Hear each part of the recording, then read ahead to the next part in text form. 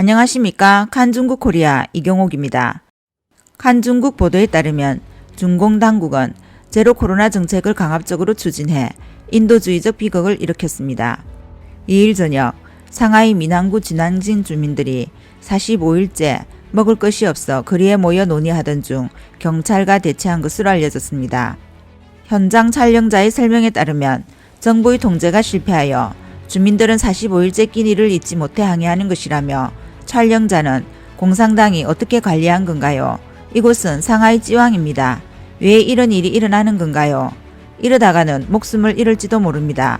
상하이 정부는 정말 실패했습니다. 이러다가는 농민들의 봉기가 있을 수 있습니다. 정부가 제대로 관리하지 않아서 이런 일이 쉽게 일어날 수 있습니다. 라고 말했습니다. 상하이는 대외적으로 물자가 풍부하고 순차적으로 지급된다고 한결같이 공언했지만 이미 많은 인터넷 동영상이 폭로되었습니다. 적지 않은 상하이 시민들은 식량이 부족해도 외출을 할 수 없으며 자살로 협박하며 생필품을 요구하고 있는 상황도 적지 않습니다. 최근 인터넷에 올라온 동영상에는 상하이의 한 여성이 이게 상하이인가? 매일 사람들에게 내가 상하이에 있다고 자랑했었는데 상하이에서 굶어 죽을 지경이다. 매일 먹을 것도 없고 핵상금사 양성자인 소양인들과 같은 건물에 살아야 하고 당신들은 뭘 하는 것이냐. 정부의 돈을 받으면서 그 돈은 우리가 낸 세금이다 라고 화를 내며 불평하는 모습이 담겼습니다. 상하이 지역 사회의 물자 부족 외에도 아파트 관리위원회에서 구호물자를 몰래 비축하여 팔아넘겨 주민들의 항의가 급증했으나 시민들이 정부의 공적 조치에 대해 공개적인 감시를 요구하자 경찰의 제지로 중단됐습니다. 온라인 영상에 따르면 상하이 푸동신구 상강 신춘가 주민들은 주민위원회가 은닉한 물자를 배급하지 않은 것을 발견하고 공평하게 분배하기 위해 현장으로 갔습니다. 그때 한 여성이 격앙된 목소리로 다 썩어도 주지 않았다라며 모두 육포 가루네 한 상자씩 포장돼 있네. 안에는 봉지로 나뉘어 있어 라며 흥분의 큰 소리로 외쳤습니다. 실내에는 엄청난 양의 물자가 쌓여있는 모습도 보였습니다. 또 다른 영상에는 상하이 칭푸구 찐쩌진에서 경찰 민간 사이의 충돌이 다시 발생했다고 밝혔습니다. 한 노인이 슈퍼마켓에서 산 고기가 다른 지방에서 기증된 것이라는 것을 알게 되어 누군가가 구호물자를 팔아 부정한 재물을 얻고 있다는 것을 대중에게 폭로한 후 경찰에 체포되었기 때문입니다. 경찰과의 충돌이 끊이지 않는다는 보도에 대해 네티즌은 이번 전염병 사태에서 상하이 경찰의 법 집행이 광기에 가깝다는 것이 더 무섭다는 반응을 보였습니다. 한 네티즌은 문제를 제기한 사람이 잡혔으니 문제가 완전히 해결됐다고 조롱했습니다. 다음 뉴스입니다. 러시아가 2월 24일 우크라이나를 침공한 이후 중공 관변은 줄곧 러시아를 우크라이나 침공이라고 언급하기를 꺼린 채 특별 군사 행동이라고 불러 모스크바의 주장과 일치하는 입장을 보였습니다.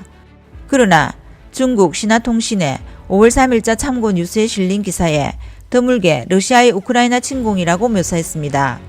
참고 뉴스는 젤렌스키는 벙커에서 나라를 어떻게 다스리는가 라는 제목으로 볼로디미르 젤렌스키 우크라이나 대통령이 기자회견을 할 안전한 장소를 원했지만 경비가 철저한 대통령 간저 외에는 키예프의 지하철역뿐이었다는 스페인 신문 엘파이스의 웹사이트에 실린 보도를 그대로 번역해 옮겼습니다. 젤렌스키가 수도 중심부에 있는 정부 청사를 떠난 것은 러시아의 우크라이나 침공 이후 세 번째입니다. 중공 대변인 신화통신은 4월 30일 세르게이 라브로프 러시아 외교부장과 드미트로 쿨레바 우크라이나 외교부장과의 서면 인터뷰를 발표했습니다. 내용은 모두 현재 러우 전쟁에 관한 것이었습니다. 이 중 쿨레바와의 단독 인터뷰에서 러시아의 우크라이나 침략이라는 말은 중국 언론에서는 보기 드문 표현이라고 말했습니다. 러시아가 우크라이나를 침공하기 이틀 전 2월 22일 인터넷에 정부 내부의 공식 공지가 올라와 중공의 요구를 분명히 알 수 있었습니다. 이제부터 반러시아와 친서방의 보도 및 논평은 인민일보, 신화통신, CCTV 해시태그만 사용한다. 전쟁이 발발한 이후 중국의 인터넷, 뉴스 보도, 소셜미디어에는 친러적, 반서구적 정보로 가득 차 있습니다. 러우 전쟁이 3개월째에 접어들면서 중공은 조용히 입장을 조율하여 국제적 압력을 줄이기 위해 중개자 역할을 해야 할지 아니면 더 큰 이익을 추구해야 할지 입장을 정리하고 있는 것으로 보입니다. 다음 뉴스입니다. 프랑스 RFI 방송 기자는 최근 캐나다 빅토리아 대학교 정치학과 우고강 교수를 인터뷰했습니다. 중공 전 총수기 짜오쩌양의 싱크탱크 멤버였던 우 교수는 중국의 시국은 시진핑이 올 가을에 개최될 20대 전대회에서 재선에 성공하기 위해 당내 고위 관리들을 압박하려고 철권을 휘두르고 있다라고 분석했습니다.